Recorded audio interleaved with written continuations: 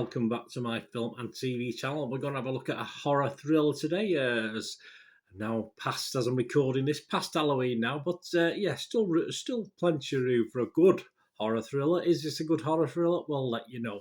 We're going to have a look at Barbarian today, which has been causing a few ripples, and people have been quite impressed with it, so we're going to have a look at that. Please, if you are new to the channel, push that subscribe button, push the bell notification. All these blogs are coming out. I do all film reviews, TV drama reviews, lots of information blogs as well.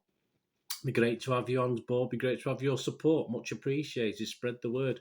And of course, if you can leave your comments on this or anything to do with film and TV, it doesn't matter. It'd be great to hear from you. And of course, just before you watch this, just give us a little thumbs up, guys. It's nice to get views, of course it is, but it's great to just feel a bit of appreciation. It's just nice. It's just nice to get thumbs up and likes. That'd be great. Right, Barbarian, 102 minutes, classed as an 18 certificate.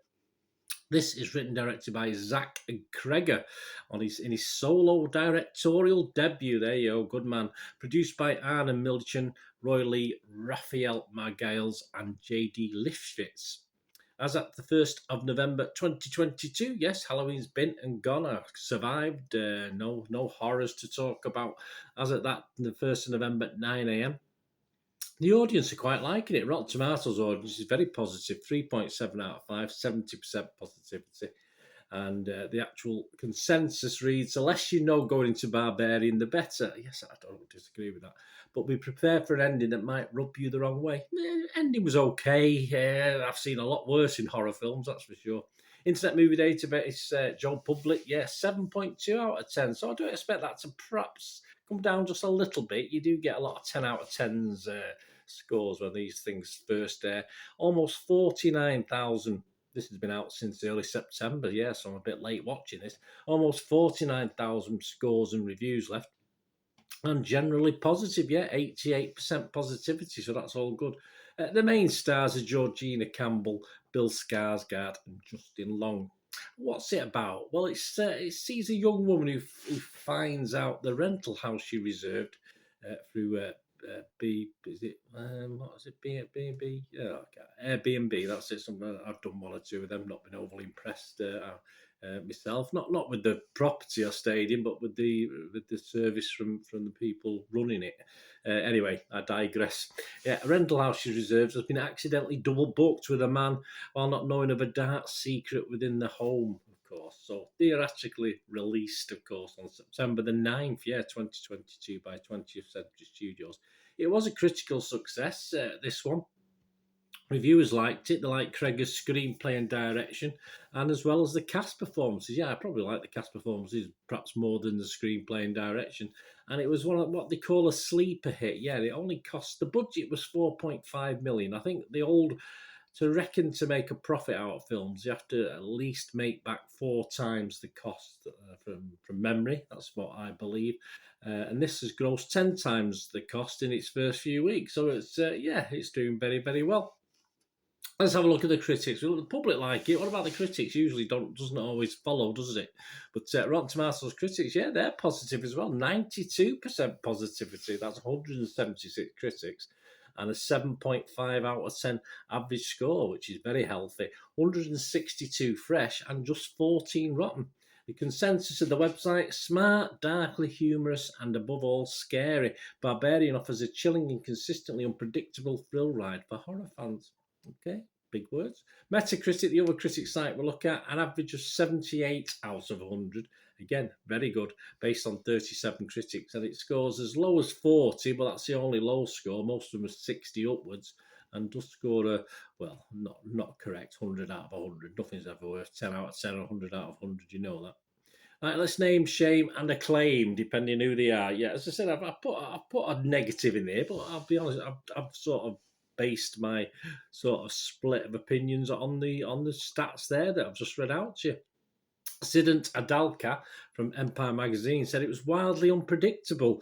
Barbarian begins as a tale of awkward circumstance before mutating to something intensely claustrophobic, satirically amusing, and in its best moments, both. I do have to agree with that. It does let the cat out of the bag as to the what horror's lurking fairly early, but after that, it still does a fairly good job of entertaining. Whether you're impressed with the horror or you're not impressed with the horror, I was a bit in between, in fairness.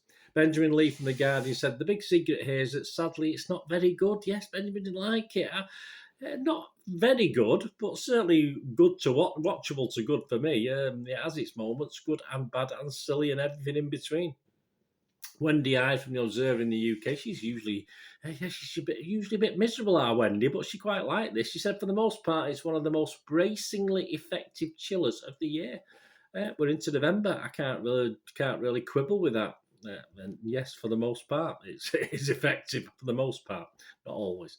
Clarice Lurfrey, one of my favourites, independent here in the Independent UK. As a filmmaker, Cregger seems conscious of embracing and them twisting an audience's expectations, she says, leaning into certain tropes of the genre before forcefully pushing towards something far more realistic. Yeah, I mean, I think based on that, yeah, it's a good mix of believability and nonsensical stuff that makes you go, what the fuck? To be honest with you, it's just an interest. I like it. A little bit quirky at times. I do like quirky. Right, my thoughts, guys, before we finish. Yeah, I'm going to give this. I'm not going to go as mad as everyone else. I thought it was very watchable. Some I'm going to give it a 6 out of 10, which is my basic watchable score for anything that I'd recommend everyone have a look at. Very silly sometimes. There's some great scenes, some very claustrophobic scenes, a lot of darkness, which is it's always scary in itself, isn't it? Dark corridors and dark tunnels, of course it is. Reasonable fun at times. The humour occasionally worked. I wouldn't say there's a lot of dark humour in it. And there's definitely the occasional goosebump moment, certainly for me anyway. Lots of things were left unexplained, of course, within the constraints of a $4 million budget, I suppose. I mean, there's lots of things. There's certain elements of the film I would have liked to have been expanded, but it's not a series, it's a one-off film, so they are limited to what they can do with the time. So yeah, as I say, a bit patchy, but just try and enjoy the ride. Georgina Campbell is excellent, yes, and very watchable throughout this. And the addition of Justin Long's character as well helped the second half of the feature move along quite well. Although his character was a total twat, I still enjoyed his addition, of course, to the actual story. Helps the watch if you don't read too much about it beforehand. And the 1 hour 42 minutes was okay. Perhaps 5 or 10 minutes too long. I'm being very picky there, but yeah, it was okay. As I said, this could have easily been made into a little mini series for me. Looking back at the backstory, etc., but it wasn't. So there you go, with a $4 million budget, full credit for what we get on the screen. Not a horror classic by any means, but as stated by one of the critics there, one of the better ones of this year as we get towards the end of it. And not a lot that'll stay with me. It's not going to one I'm going to go wholeheartedly out and say, "Oh, this is fantastic. What's this?" But in a modern way, quirky, and I did enjoy large elements of it, and especially the acting performances from the two guys we've already mentioned. I think that made it more watchable for me. Let me know what you think, guys. Anyway, I say I like this. Very watchable, but without being spectacularly. As I'm not as enamoured as some of the people who've obviously give it scores of 7, 8, and 9 out of 10, which I think is just it had potential to do that, but not quite. Didn't quite do it because some of the stuff for me was a bit daft. It's a horror film. It's supposed to be daft, but sometimes a bit too daft for me. Let me know what you think, guys. Please, until we meet again, I ask one thing, don't I? Please stay safe, everyone. Thanks for watching. Bye for now.